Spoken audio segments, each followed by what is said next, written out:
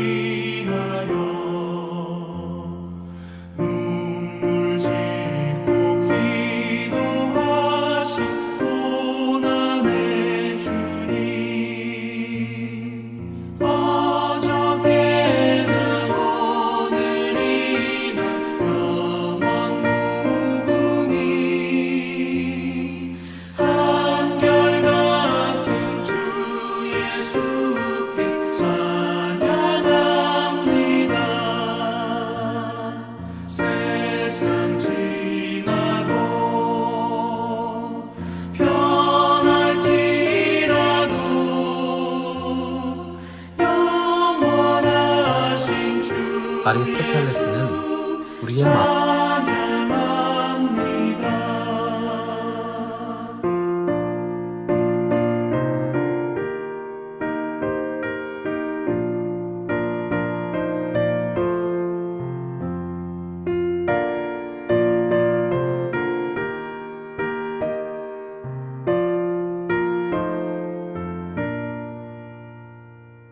허물 많은 내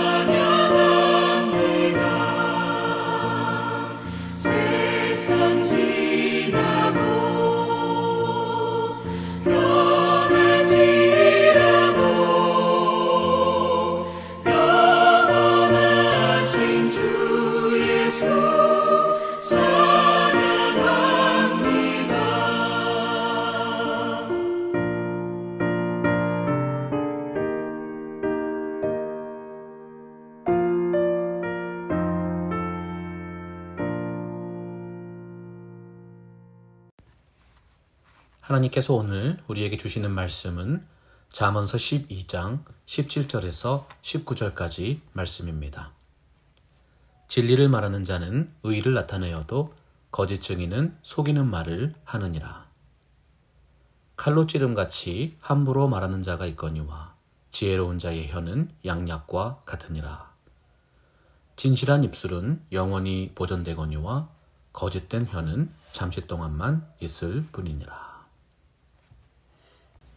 아리스토텔레스는 우리의 마음을 전달하는 좋은 대화에는 세 가지 요소가 담겨 있다고 주장했습니다. 첫 번째는 논리적이고 체계적인 말입니다. 사람은 이성적인 존재입니다. 사람의 말에 분명한 논리가 없으면 그것을 듣고 이해하는 것 쉽지 않은 일이지요. 두 번째는 감성적이고 감동적인 말입니다. 사람은 감정이 있는 존재입니다. 말은 논리적으로 다 맞는데 사람의 마음을 감동시키는 호소력이 없으면 설득력이 떨어집니다. 세 번째로 가장 중요한 것은 삶과 인격으로 표현하는 말입니다. 인간은 관계 속에서 살아가는 사회적인 존재입니다. 사람은 언제나 모든 관계에서 자신이 신뢰할 만한 대상을 찾고 있지요. 모든 관계는 신뢰에 기초하고 또한 신뢰는 진실함을 통해서 이루어지는 것입니다. 사람이 아무리 아름다운 말을 하고 상대방의 마음을 감동시켜도 그 사람의 삶이 신뢰할 만하지 못하다면 결국 그 언어는 설득력을 잃게 되는 것이지요. 잠언서 12장 20절 보면 악을 꾀하는 자의 마음에는 속임이 있고 화평을 의논하는 자에게는 희락이 있다고 했어요. 여러분, 어떻게 말하는가? 참으로 중요한 문제입니다. 그러나 결국 인간과 세상은 그 사람이 그 마음의 중심에 무엇을 품고 있느냐에 따라서 변화되는 것입니다. 진리를 전하는 사람의 입에는 선하고 영원한 영향력이 있습니다. 이것은 그 사람이 사람의 말이 아니라 하나님의 말씀을 전파하기 때문입니다. 무엇이 가장 영향력 있는 소통의 능력일까요? 디모데후서 2장 15절 말씀입니다. 너는 진리의 말씀을 옳게 분별하며 부끄러울 것이 없는 일꾼으로 인정된 자로 자신을 하나님 앞에 드리기를 힘쓰라. 저는 이 말씀이 모든 대화의 핵심이 전부 들어있는 하나님의 말씀인 줄로 믿습니다. 사랑하는 성도 여러분들의 삶에 진리의 말씀을 옳게 분별하는 영적인 지혜가 임하기를 주님의 이름으로 축복합니다. 부끄러울 것이 없는 일꾼으로 세워지는 변화와 성장이 여러분들의 마음과 삶에 나타나기를 바랍니다. 그리고 여러분들의 삶을 하나님께 온전히 내어드리는 아름다운 헌신이 우리 교회를 통하여 세워지게 되기를 간절히 소원하는 것입니다. 첫 번째로 우리는 언제나 진실하게 대화해야 합니다. 오늘 말씀 17절 보면 진리를 말하는 자는 의를 나타내어도 거짓 증인은 속이는 말을 한다고 되어 있어요. 하나님의 말씀 성경은 사람의 말을 법정에서 행하는 증언으로 정의합니다. 우리 삶의 모든 언어는 진정한 재판장이 되신 하나님 앞에서 말하는 것처럼 거짓이 없이 진실해야 한다는 것이지요. 여러분, 사람이 아무리 언변이 좋고 대인관계를 잘하는 것 같아도 진실하지 못하면 결국 그것이 드러나게 되어 있어요. 이 세상에는 감출 수 있습니다. 사람들에게 숨길 수도 있을 거예요. 그러나 전능하신 하나님 앞에서는 아무것도 감출 수가 없습니다. 모든 거짓은 결국 하나님의 눈 앞에서 벌거벗은 것 같이 드러나게 된다는 거예요. 잠언서 12장 13절 보면 악인은 입술의 허물로 말미암아 그물에 걸려도 의인은 환난에서 벗어난다고 했습니다. 그 마음에 품고 있는 뜻이 의로운 사람은 이 땅에서 비록 때로 오해를 받고 어려움과 고난이 있어도 하나님께서 그 환난에서 건져주십니다. 그러나 그 마음에 품은 뜻이 악한 사람은 형통함이 있는 것 같지만 결국에는 그 마음에서 비롯된 죄악 때문에 스스로 그 물에 걸리게 되는 것이죠. 누가복음 6장 45절에서 어떻게 말씀합니까? 선한 사람은 마음에 쌓은 선에서 선을 내고 악한 자는 그 쌓은 악에서 악을 내나니 이는 마음에 가득한 것을 입으로 말함이니라. 여러분, 야고보서에 보면 사람이 말이 온전하면 온전한 사람이라고 했어요. 그래서 우리는 모든 말의 근원이 되는 우리의 마음을 잘 지켜내야 하는 것입니다. 여러분들의 마음에 하나님의 마음이 임하고 하나님의 말씀, 그리스도의 복음의 언어가 충만하게 되시기를 바랍니다. 이것이 바로 능력 있는 언어의 첫 번째 원칙인 진정성의 법칙입니다.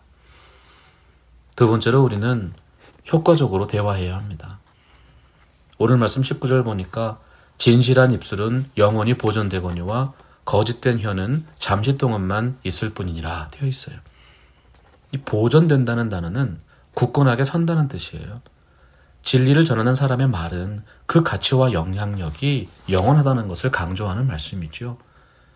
우리의 말이 사람의 말이라면 결코 영원할 수 없습니다.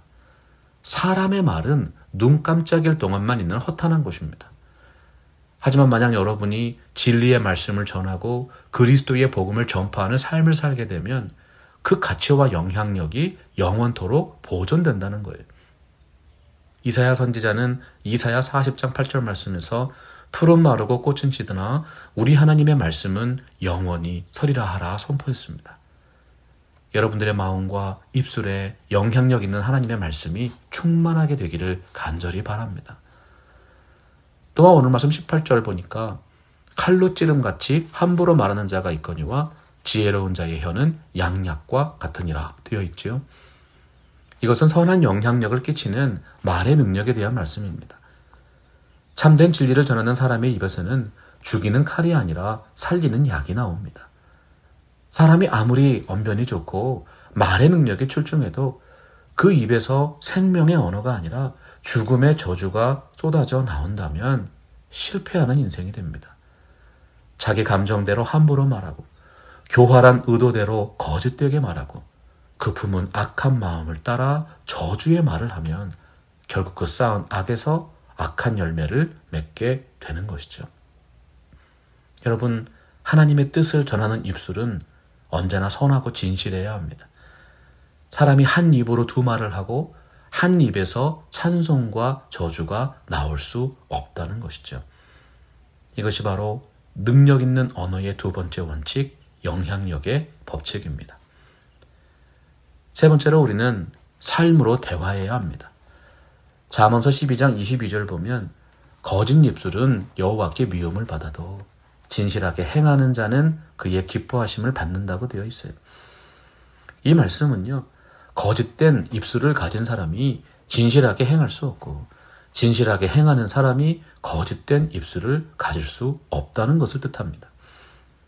어떤 사람의 입술에 거짓과 술수가 많다면 하나님은 그분의 삶도 기쁘게 받질 않으십니다.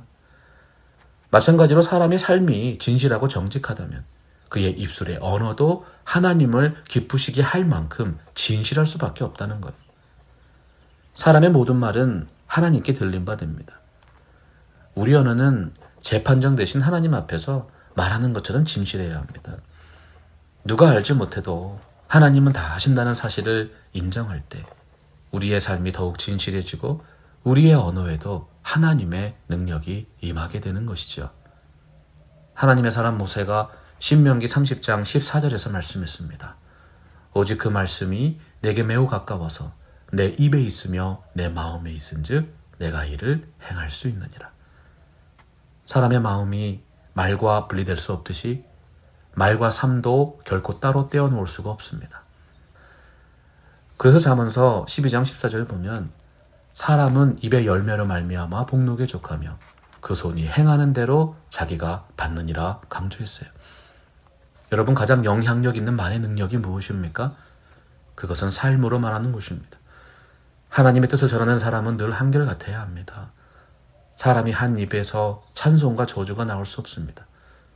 마찬가지로 우리가 하나님을 진실하게 사랑하는 마음이 있다면 우리의 입술과 우리의 삶에서도 더욱 거룩하고 아름다운 모습이 펼쳐지게 될 것입니다. 능력 있는 언어의 세 번째 원칙은 행동의 법칙입니다. 2차 세계대전을 일으켰던 독일의 아돌프 히틀러는 전 세계가 인정하는 타고난 달변가였습니다. 아리스토텔레스의 수사학적인 관점으로 보면 가장 완벽한 능력을 갖춘 인물이죠.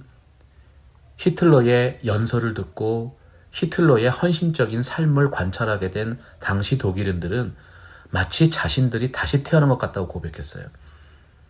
그러나 현대 커뮤니케이션 분야에서 대부분의 이론을 실제로 정립한 나라는 독일이 아니라 미국입니다. 미국이 대화와 소통에 대해서 막대한 연구를 하게 된 계기가 바로 2차 세계대전이죠.